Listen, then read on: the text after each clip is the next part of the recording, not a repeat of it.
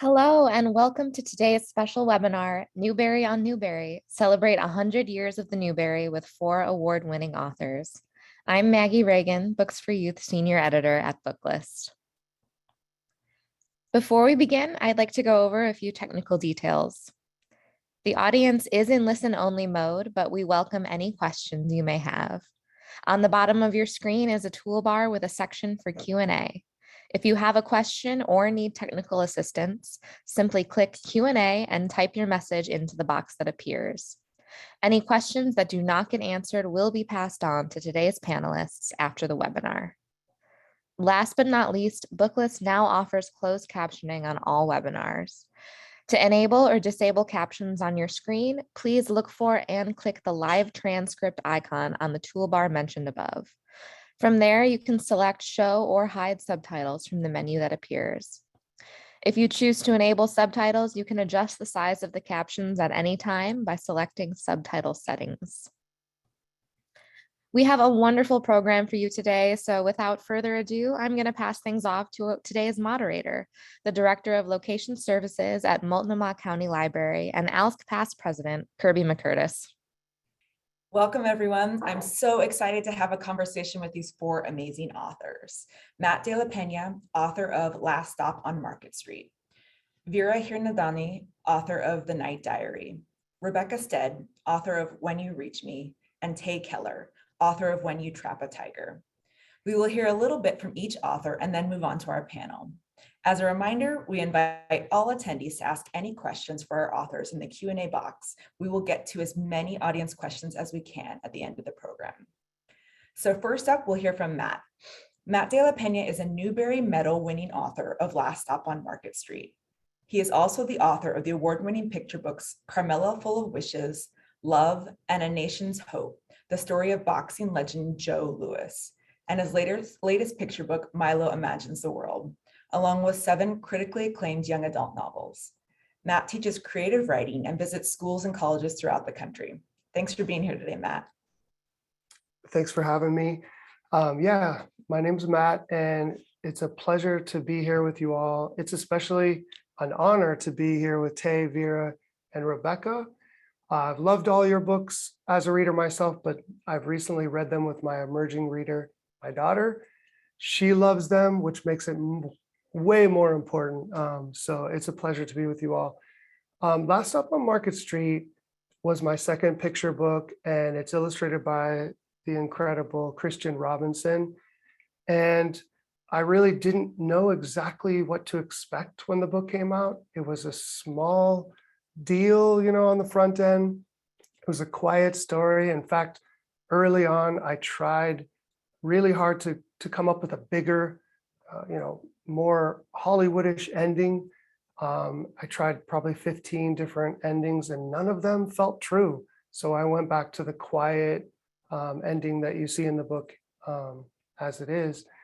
And it's about CJ and his grandmother, and they're on a journey through the city. CJ is very reluctant about this journey because he just wants to go play with his friends, but they're going to a soup kitchen.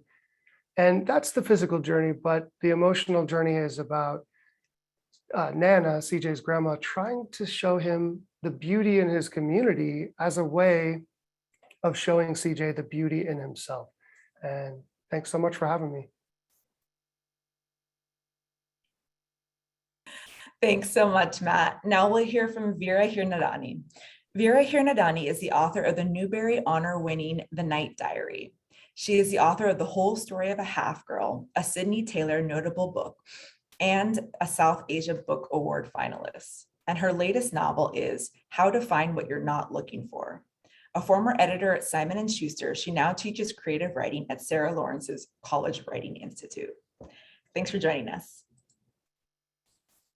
Thank you so much, Kirby. It's really an honor to be here also with Matt and Rebecca and Tay and everybody arranging this event. I'm just lucky and grateful for all of it.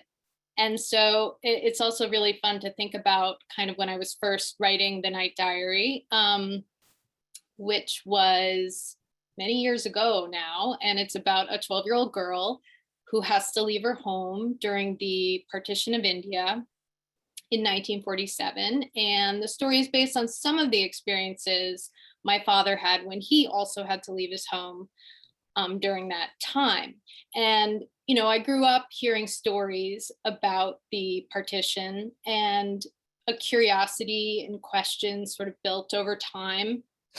And then I just remember after writing for a little while, I felt sort of ready to tackle the subject, but I thought, you know, would anybody be interested in a middle grade book about the partition of India? And I really wanted to write it for younger readers because I felt like I wanted to kind of pass on that history so more people would know about what happened. And so I never expected it to have the reception that it did. And it's really been an incredible experience since. And, you know, I still actively talk about the book and connect with readers and librarians and teachers. And it's been an amazing experience. So thank you.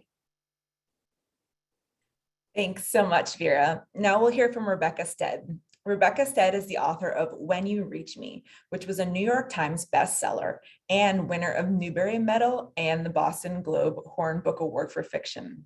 And Liar and Spy, which was also a New York Times bestseller, won the Guardian Prize for Children's Fiction and was on multiple state master lists and Best of the Year lists. Goodbye Stranger was a Boston Globe Horn Book Honor Book for Fiction and a New York Times bestseller. Her most recent book, The List of Things That Will Not Change, received 8-starred reviews and was on multiple Best of the Year lists. She is also the author of The First Light, which was nominated for many state awards. Thanks for being here, Rebecca. Unmuting. Thanks, Kirby. And as everyone has been saying, it's such a pleasure to be here, to have this opportunity to sort of gather as a book-loving community, but particularly with this group of writers, because it sounds like we all are good readers. And I absolutely have read and loved each of these books as they came out, and just really savored each of them, each in a different way. So my Newbery winner is When You Reach Me, and I am the senior Newbery here. I think it was 12 years ago that I got the Newbery call. And what that means, and I've been talking about this with young readers recently, is that, you know, the kids who were born the month that I got the call are now 12 or turning 12. And it has been really just incredibly wonderful to continue to engage with the readers of this story. This is a book that came from my love of speculative fiction, and it also came from my personal experience as a kid. It's, I guess, more and more considered historical fiction. It takes place in the 1970s.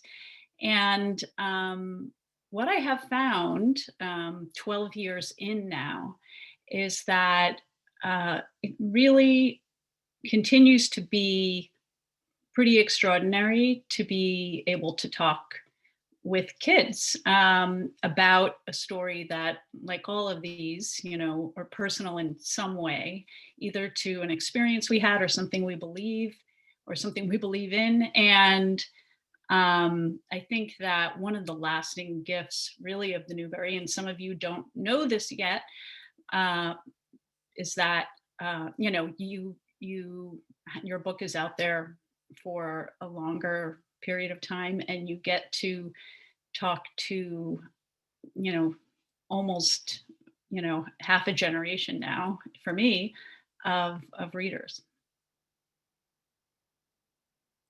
Thanks, Rebecca. And finally, we'll hear from Tae Keller.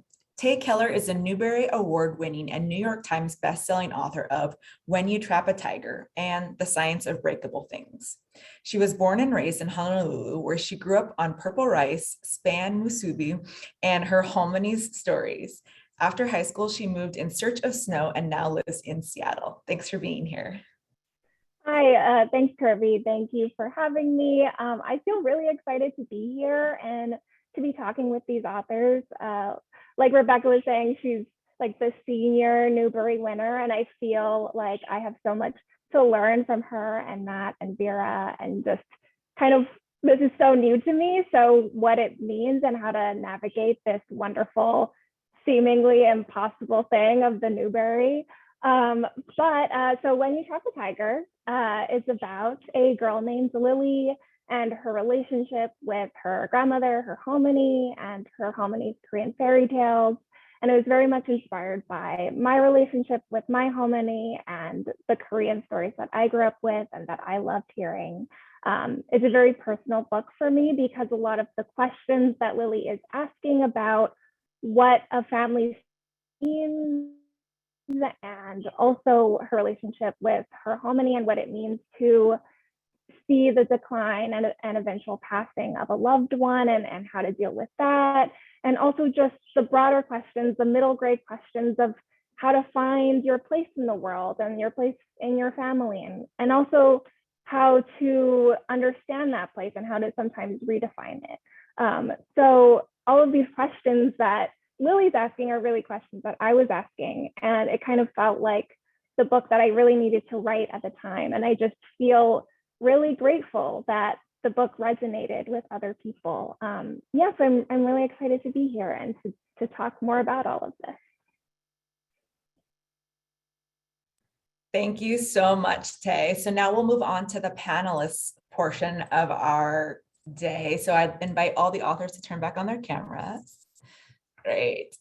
All right. So your first question is, what was it like to get the call, and how has your life changed since winning? And anyone can pop in.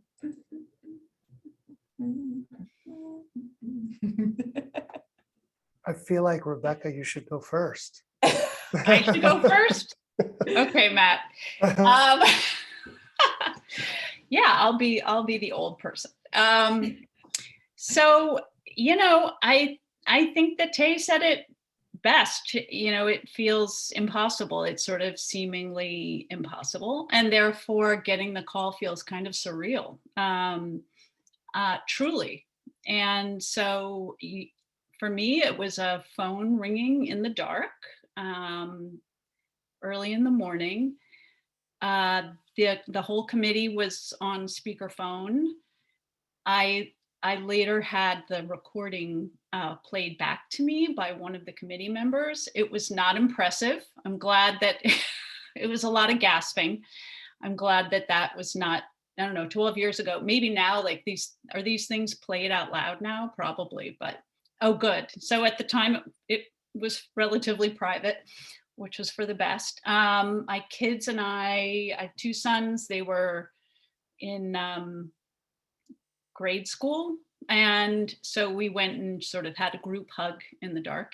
And then I was really lucky that both my agent and editor lived not far from me.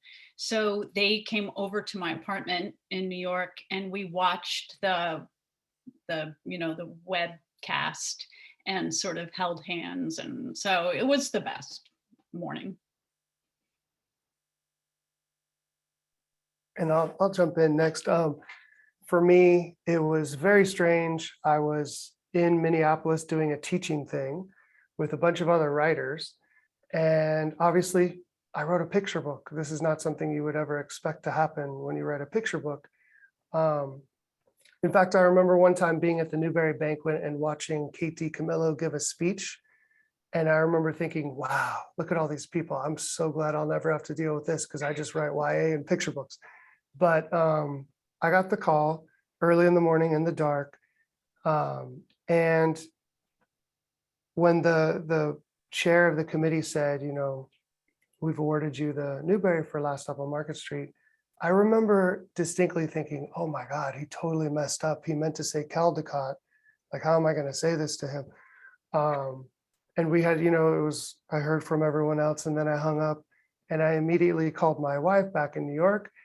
And I said, I think Last Stop just won the Newbery. And she said, are you sure? And I said, no. And she said, well, what happened? And I explained it to her and she said, well, was it a man who called you or a woman?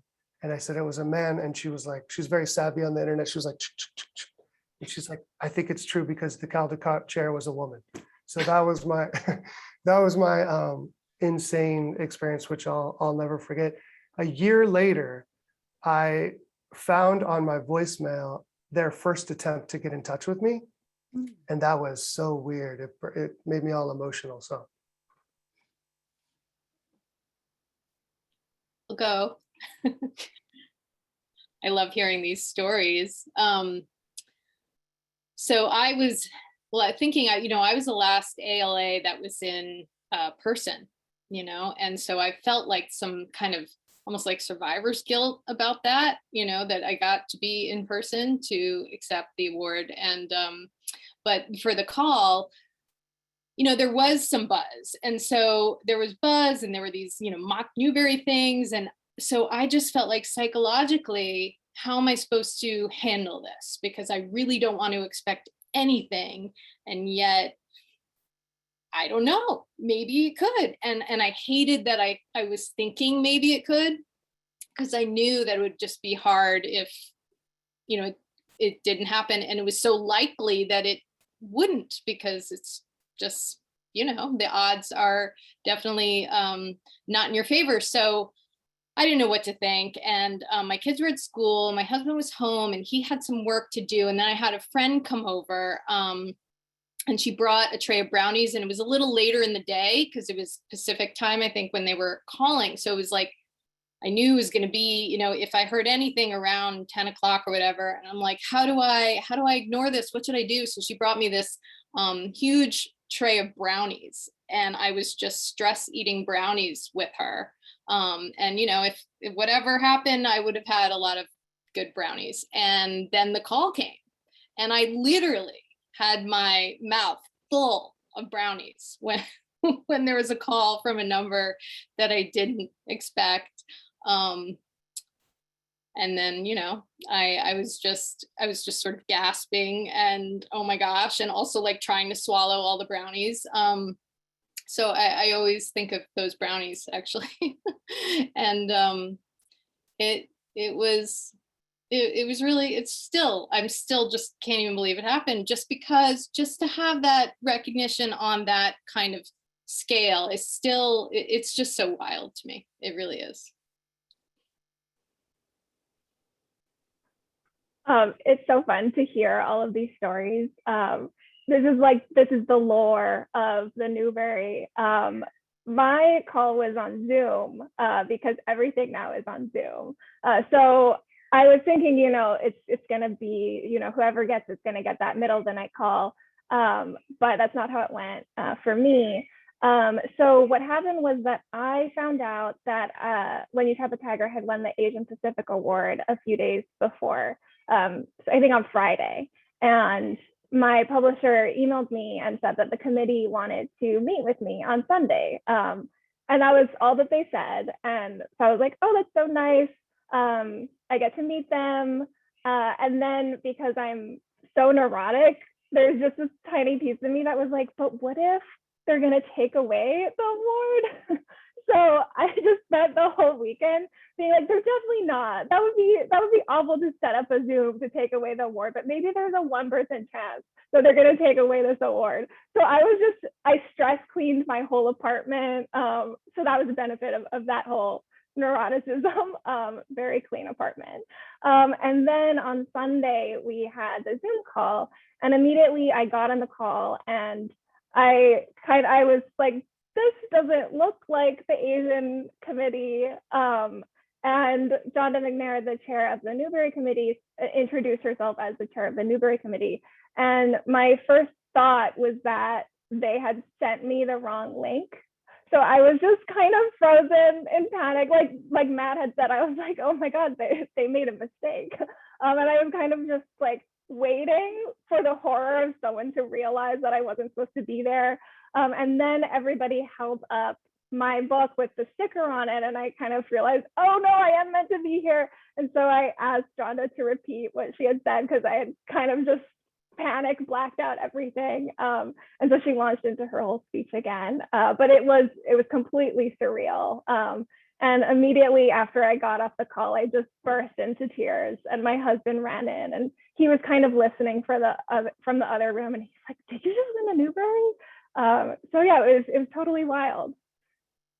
The funny thing about that is, because I was the ALSC president that year, I knew like 3 weeks before you did. And it was so weird to have to just like, here, I know, this is so weird. So Zoom makes everything super weird.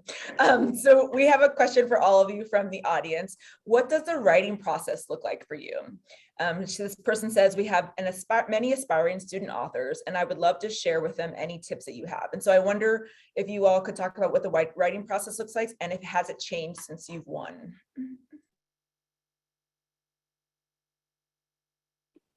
I'll jump in.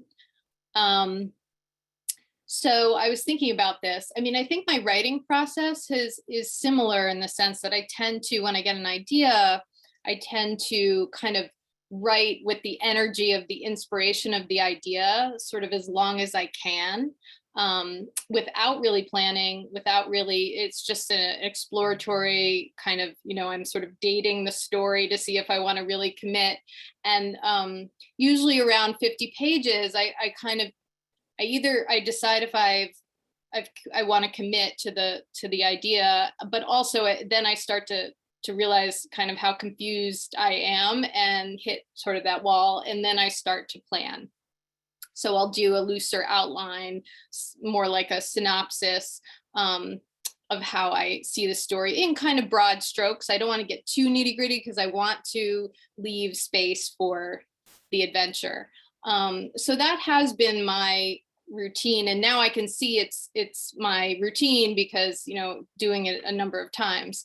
And I think with the award, I just feel a little more comfortable with the mess, I think. So every book, it's like a mountain I'm climbing, and I always feel like, what have I gotten myself into? And who was I to think I knew how to write a novel? But I know that somehow I'm able to climb out of that mess and end up with a coherent story at the end of it.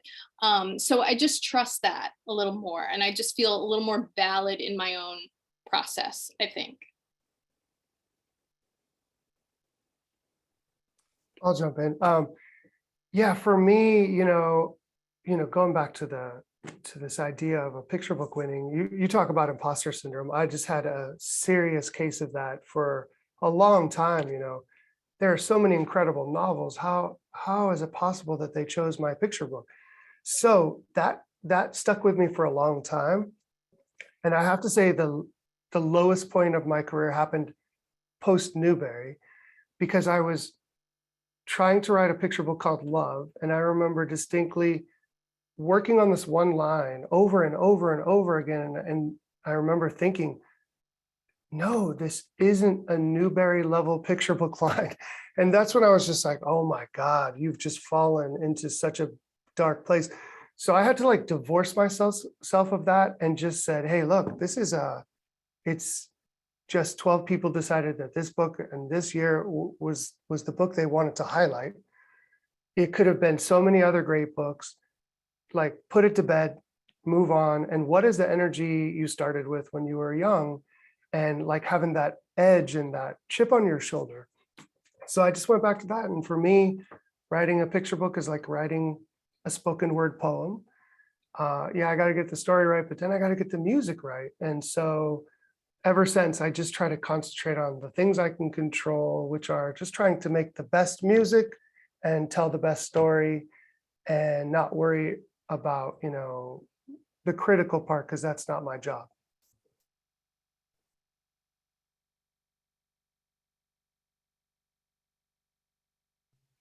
I'll tell you what you wouldn't. I thought maybe we could go in reverse order, but I'm not good at keeping track of that. I am just nodding through everything that Veera and Matt just said. And, my process hasn't changed in the most fundamental way. I am not a plotter. I'm not a planner.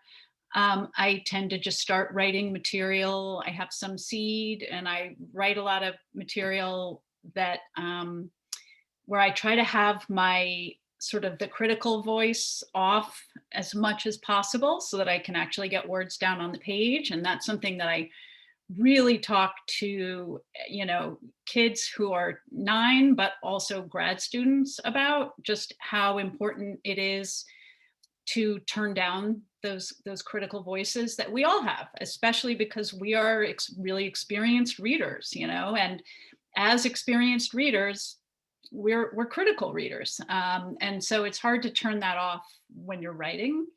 And a couple of years ago, I heard a writer say that she writes very, very early in the morning because her creative mind wakes up earlier than her critical mind. And I think that we all learn our tricks. So for me, one of the ways that I keep moving forward is by writing longhand.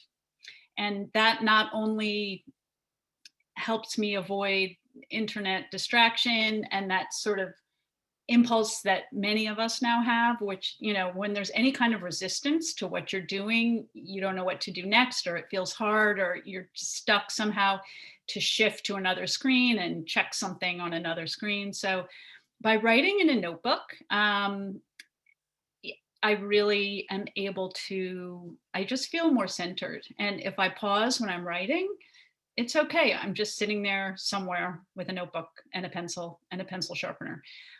It also helps me keep moving forward, which is one of the hardest things, I think, is not to constantly revisit what you've written and fiddle with it and call that your work for the day, but to try to move forward every day. So those are my main, sort of like those are my foundational stones when it comes to writing. And I'm pretty steady and slow, super slow. So the downside of being not a planner is that then you have to, in revision, really discover how the book is going to work. And I also just want to say to Matt that I happen to be writing my first picture book this year, and it's so hard. So yeah, let me just say that, the idea that writing a picture book is somehow simpler. It's I don't know. It's like trying to make a perfect dive, and it's really daunting. It's super challenging. And so I already had enormous respect for picture book writers because of how they make me feel. But having now worked on one for some time, I would definitely not let myself have those like belittling thoughts if I were you. Well, thank you. So when I found out in January, I was about maybe 3/4 of the way through my next book, Jennifer Chan is Not Alone. That comes out in April. But I'm really glad that I was so far along in the process because I had that momentum and I didn't really have the time because I had all of these deadlines to feel that pressure and that panic of a follow-up. I definitely feel it now that I've finished it and I'm facing publication and thinking about what the reception is going to be. Before, there was always the goal of, is this the best possible book that I can write? And that felt manageable. But now there's this whole idea of a Newbery level book, exactly what Matt was saying. And also, I mean, what does that even mean? That's not a real thing necessarily. So that's something that I'm trying to balance now when I'm thinking about publication and also starting a brand new book, the first book from scratch that I'm starting since the Newbery. So Matt, I might need to email you later and just ask for some tips about that. I would love to hear that. And I would love to see Rebecca's manuscript. Thank you. I'm going to send it right over, Matt, so that you can help me. All right, so I pulled some shared themes. I've got 2 questions about those. So this first one is for Matt, Tay, and Veera. You all have really mighty grandmas in your stories. And so talk to us about what made Nanas so important to you in your storytelling. I could start if you don't mind. So for me, family isn't the traditional TV family always, right? So like you're not always in a 2-parent household with 3 kids, whatever it might be. I love respecting not only the people that come before us, but also the stories that come before us. And I think Tay, your book especially, and Veera, you too. Like I think that's such a big part of those stories. So I'm all about respecting the people and the stories that come before you. And I think all we're doing with our lives is picking up on those stories where they left off and then continuing them somewhere new. You know, for my grandparents, they came here from Mexico without documentation. They made it literally 2 miles into America, you know, Kirby, you know, San Diego. So they were a national city. And I got to take our family deeper into the country. I made it to New York and I was there for a long time. But so the matriarch of our family was always my grandmother. I was also respecting Christian's, his background where he grew up with his grandmother. So like we both shared that and we both grew up taking public transportation. So that was a big part of the story I wanted to share too. So yeah. Yeah, I think that's so true. For me, my hominy was always kind of the keeper of family stories. And she lived with my sister and I and my parents for a few years when I was growing up. And I remember, you know, sneaking into her bedroom after way past my bedtime and asking her to tell me stories. And kind of the original seed of When You Trap a Tiger came from a point 4 or 5 years ago when I was visiting home and I was making kimchi with her and I asked her to tell me stories again. And I expected her to tell me those stories that I grew up with, these fairy tale stories. But she started to tell me stories from her real life about growing up in Korea, how she grew up so poor, how she had to raise young kids and eventually moved to the US, and all of these stories that she had never told me growing up. And I realized that when I was thinking about family stories, I was thinking of her fairy tales. And I hadn't even registered that I didn't actually know much about her real life. And so that led to all of these conversations with her about, you know, why did she hide these things from us? Why hadn't she told us before? And she said that she felt like the stories were too sad to pass on, that she felt like if I had to carry these stories, it would be a burden for me and I would be ashamed of her and my family. And so writing When You Trap a Tiger felt really important to me because it felt like kind of a way to show her that it wasn't a burden at all to hear her stories and I wasn't ashamed at all. And actually, I felt so proud of her and I felt so proud knowing that that's where I came from and seeing really truly how strong she was. So I kind of, this book was a way to celebrate her and both the fairy tales that she always told me, but also her real life story.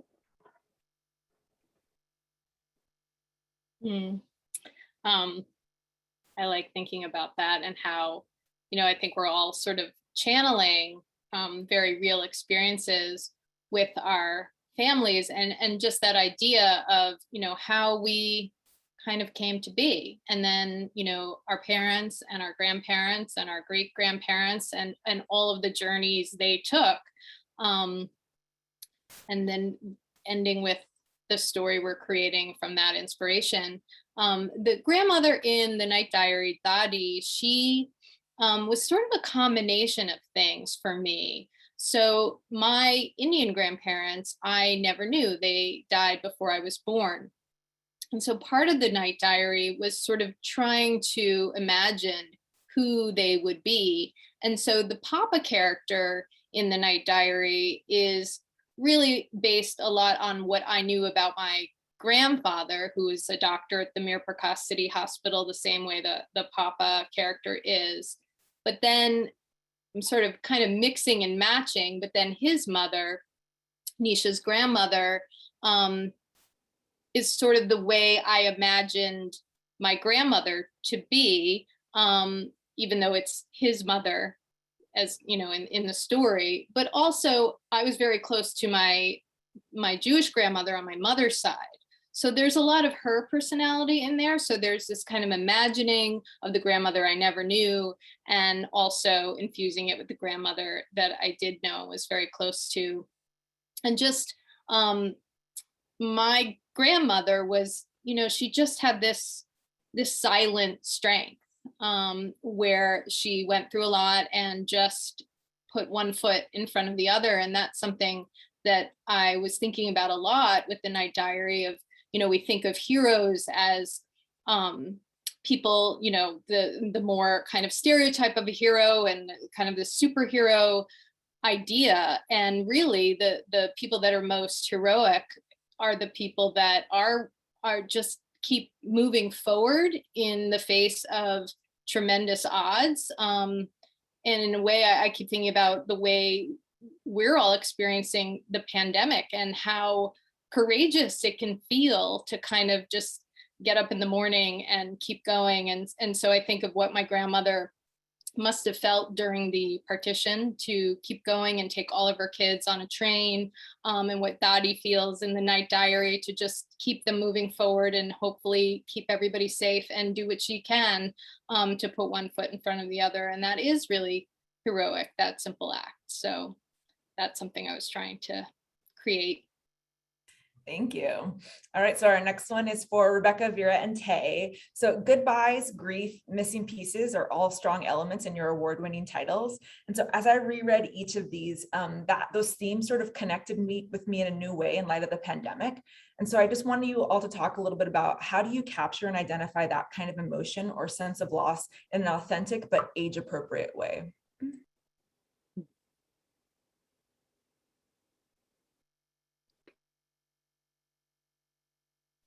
I'm trying to unmute, but I would say that the best way to do it is by being as honest as you can be about what those experiences are like. I mean, I don't think there is an 11-year-old reader on the planet, you know, who cannot relate to the feeling that a piece is missing, or you know, the feeling that, which I had a lot of the time as a kid, that I was on the outside of something and looking in. But I mean, I do hear myself say that, and I know that a lot of writers feel that way, and probably the rest of the population. But for me, the key is really working on the language. And I mean, first being honest and not censoring yourself about what's sort of appropriate for kids, like sort of erasing the notion that kids don't, you know, deserve to have sort of the hard things acknowledged, because I think kids, like all of us, deserve to see that in books. Their realities, as well as other people's realities, are important, I mean, in story. And it's one of the major ways in which I sort of came to know myself as a kid, was by reading fiction, you know, reading about the internal lives of non-existent people actually really helped me to understand myself. And so honesty is definitely what I shoot for. And then when it comes to the craft of it, I think that in revision, a lot of the time I discover that there's something glib or a little bit artificial that has landed on the page. And I don't know if that's an impulse to protect myself a little bit, or if it's an impulse to protect the reader in some way that I actually am not hoping to do, but it's like a reflex maybe. So when I'm revising, I really try to excise anything, you know, that feels like artificial or sort of airbrushed. and just leave the emotion on the page. I mean, not in a super dramatic way, but in a way that will allow readers to have an experience while reading the story. So that's sort of where I come from. That really resonates with me. I think the idea of not censoring and being honest, because I think as adults, we wish that kids didn't have to know about this stuff and deal with any of it. But the reality is that they do. And for a lot of kids, it is real, and grief and loss and missing pieces, all of that is real in their lives. And books can be a place for them to make sense of that and kind of explore it in a safe way.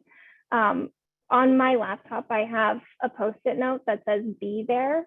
And that's because when I'm writing a scene, really any scene, but especially one that I know is going to be challenging emotionally, I have to be there. I have to be in my character's shoes. I have to be living it. And I have to let myself feel all of those emotions, even when it scares me. And I think when I was writing When You Trap a Tiger, I didn't write those final scenes for many, many revisions. It was all, I'll get to the ending eventually, because I knew that it was going to be really hard for me to draw on that emotional space and really give myself to the story. But eventually I knew that I had to go there.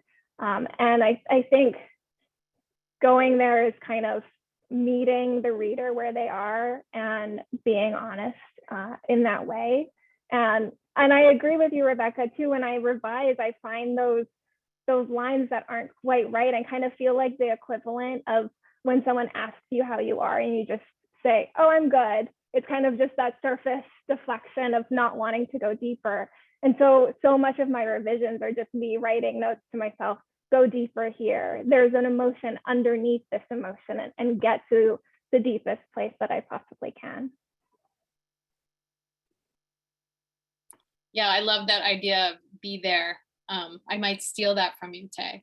But yeah, I think I'm trying to investigate kind of, especially since my last two novels are historical, I'm trying to kind of investigate questions that I had about the specific times I'm writing, which are inspired by real events in my family history. So I think I remember that feeling of growing up and having questions like, why is it that way? Or why doesn't my father or my uncles and aunts, are they telling me the real story of what happened during the partition? Or my parents, my most recent novel, How to Find What You're Not Looking For, based on my parents' marriage, are they telling me the whole story? And I think I would have those questions kind of knowing that they were keeping things from me in order to protect me. And so sometimes I'm writing these novels to kind of almost as a fantasy, like the character is actively pursuing these questions and maybe get some more answers than I did, because I'm also trying to answer the questions and remember what it felt like to be asking those questions. So that kind of being there for me is trying to remember what it was like being 10, 11, 12, really not knowing or understanding, but having all these mounting questions and then trying to attempt in a realistic way to have some kind of answer to them in the story. That makes sense. Thank you. So we have a lot of classrooms watching. And so here's a question from the classroom. Students would like to know how the authors knew that they were going to be writers, and how did they choose to do that, and decide what to write about. So whoever wants to take that one first, maybe Matt, because we haven't heard from you in a minute. Oh, I love that question. Like there's this idea out there that some people are born to be writers, and I don't think that's true. But I do think that some people see the world slightly slant. They see it like in a weird, strange, different way. And those people often make good writers. I remember when I was a kid, I grew up in a super machismo, working class community with male figures that were super quiet. They didn't say anything. But they were like artists in their own ways. You know, they were just quiet, stoic, went to work really hard, valued the calluses on their hands. And I wanted to like tell stories about people like them. So I think, I guess there are things I thought were beautiful that nobody was noticing. And so, you know, that's how for me, I started to have an idea that I wanted to write a spoken word poem as a high school kid. And then you get introduced to books that are amazing. So I remember I read House on Mango Street, and I was like, whoa, what is happening here? Why am I so in love with this book? And why do I feel like it was written just for me? And then I read The Color Purple, and Their Eyes Were Watching God. And I was like, okay, these writers they're doing something incredible. And then like many people who are inspired by whatever they're interested in, by people who are doing it already, you think, I wonder if I could do that, me, just an average, ordinary person. And so I thought I would try.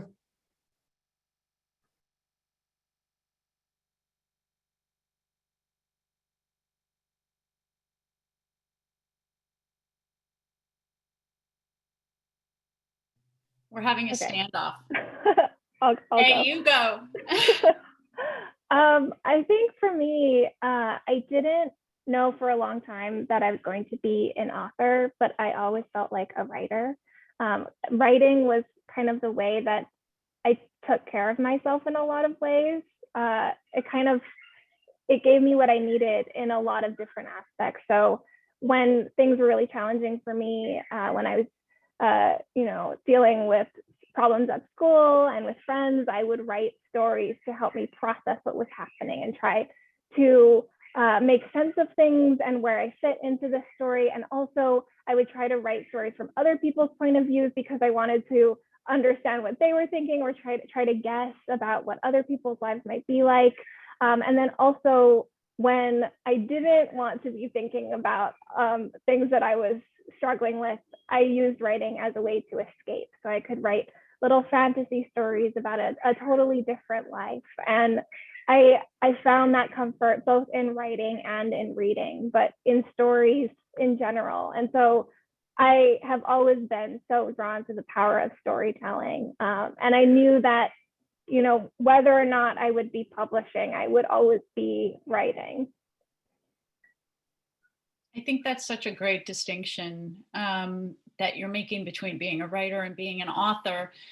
And I still I don't know about you guys, but I still think that way a little bit. Like there's my writer work and there's my author work. And it helps to compartmentalize those things in a way because you want to protect in some ways the writing work, not just time-wise, but because it requires you to get vulnerable. And for me, it helps to think of that as sort of something that's in a separate box. But writing wasn't something that I thought about much when I was a kid. But I was a huge reader. And I wrote when I had assignments. And I went to a elementary school where we were given a fair amount of creative writing assignments. So I did, get some practice from a young age, but I didn't get much out of it until maybe high school and then a little bit in college. But it was always kind of a push-pull thing. Like I wanted it. And then when I started doing it, I had this urge to push it away. And I think that it was a little bit just a fear, of finding out that I don't know what I was going to find out, something. And there is some fear, I think, involved in just putting, yourself on the page, which I think we all do. And so it wasn't until I was a mom, I had 2 kids, I was a lawyer, and I started trying to write my first book for children at that stage of life. And I think I had to get to that stage of life to sort of be able to see it as not that huge a risk. You know what I mean? I think when I was younger, like in college and just after, it felt like there was some litmus test. Like I was gonna, someone was going to tell me, yes, you can be a working writer, or no, you can't. And I always urge people who are writing not to rush to publication, or to try to rush to publication too early, because just because you're not at the point of publishing, doesn't mean anything about where you will go as a writer. And in a way, the pre-publication window of writing, which for me was very long, because I started in high school and I published my first book just like before I was 40, is actually a really wonderful window of time in which to explore. And so, yeah, my path was definitely not clear to me from a young age.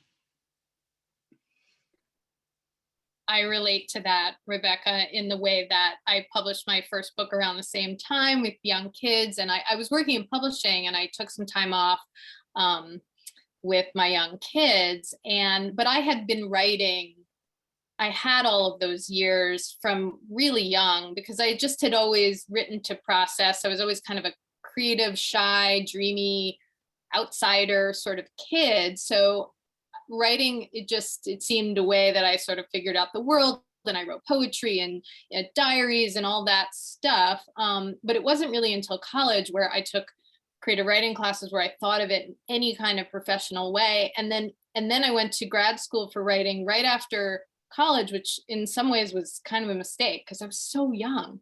And I was thinking, I'm going to just graduate from my MFA program at 26. And, and it took me many more years to publish my first novel. But I was a writer that whole time. And it was so much a part of me. And I am grateful that I had all that time where I wasn't really thinking about publication in such an active way, to really just try out so many things and voices and experiment and play, So, yeah. Thank you. Here's another one from classrooms. What books or authors did you read as a child, and have they influenced your writing?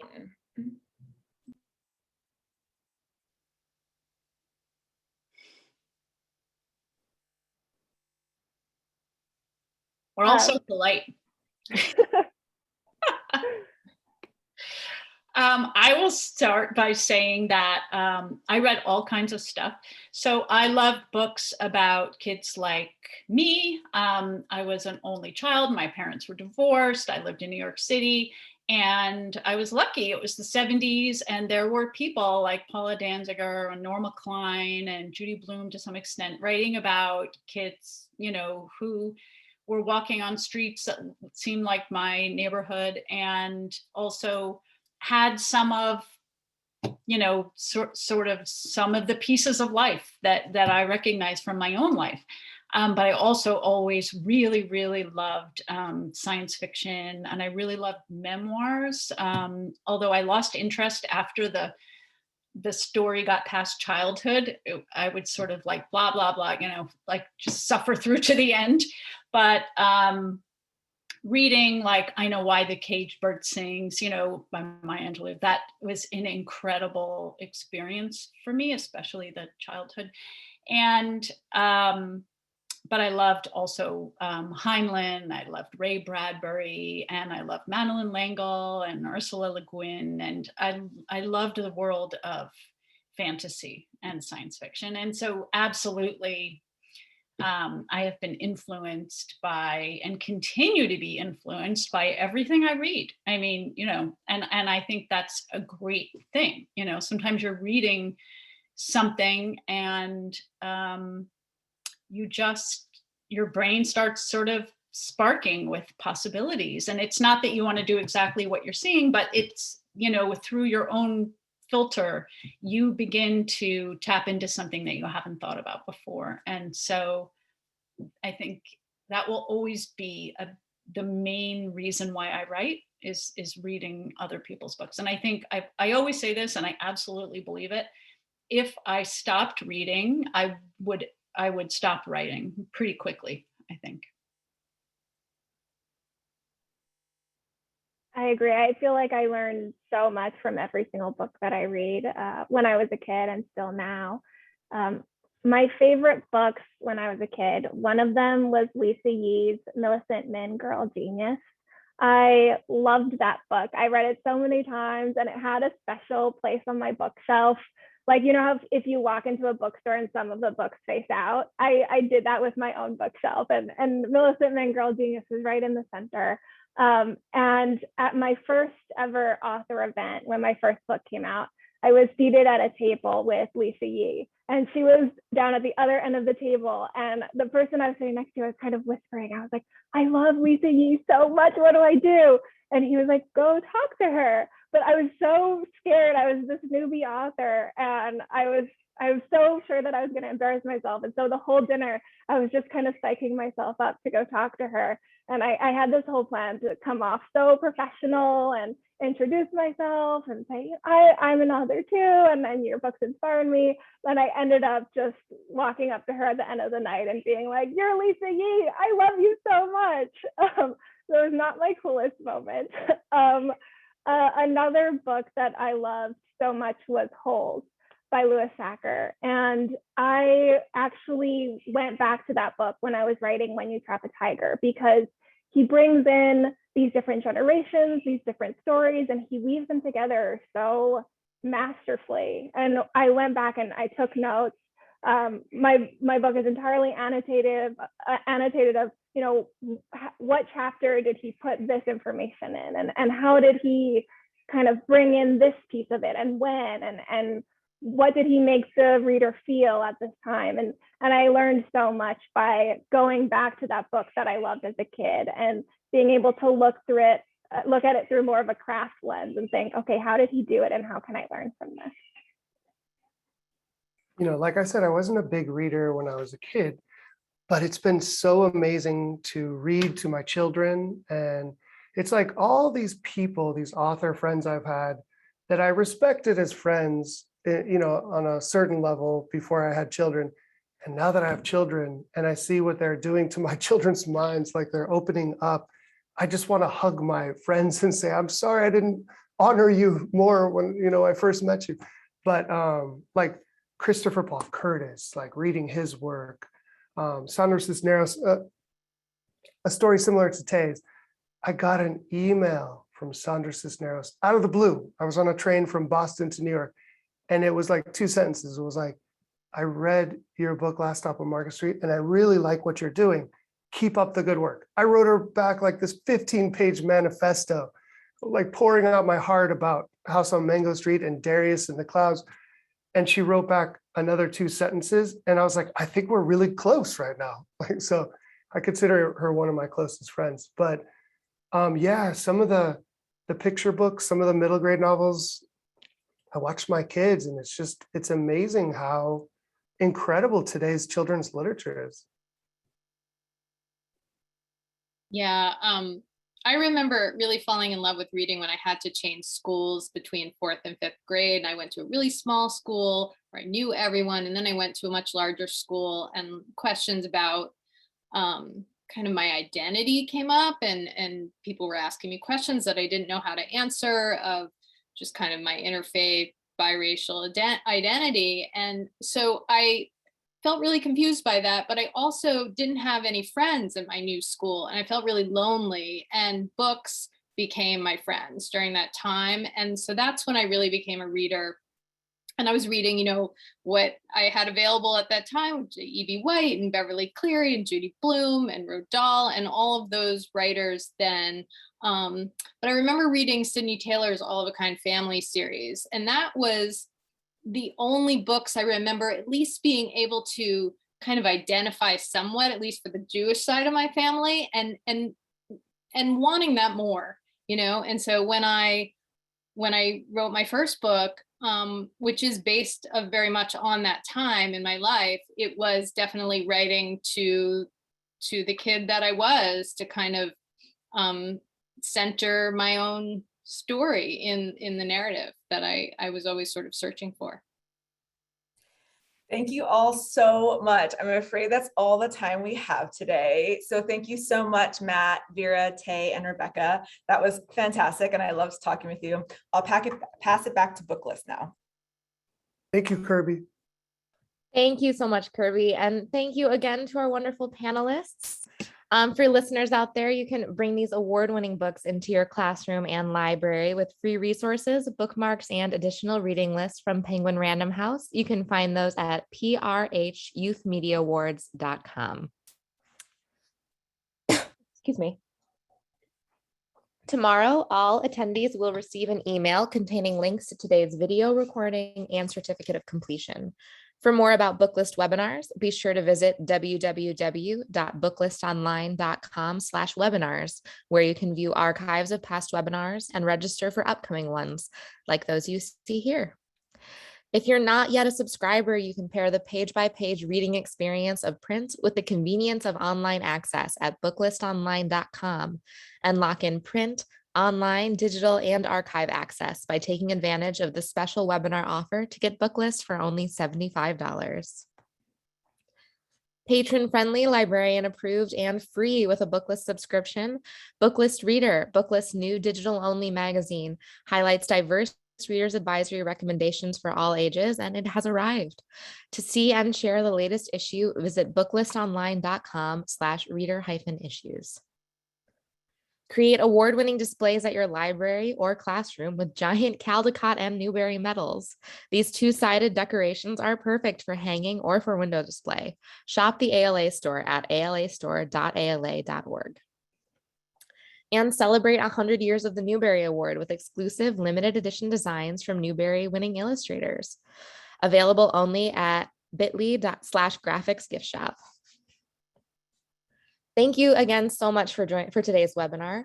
And one more huge thank you to our author panelists, Matt, Veera, Rebecca, Tay, and our moderator, Kirby McCurtis, and to our sponsors, Penguin Young Readers and Random House Children's Books. This concludes today's webinar.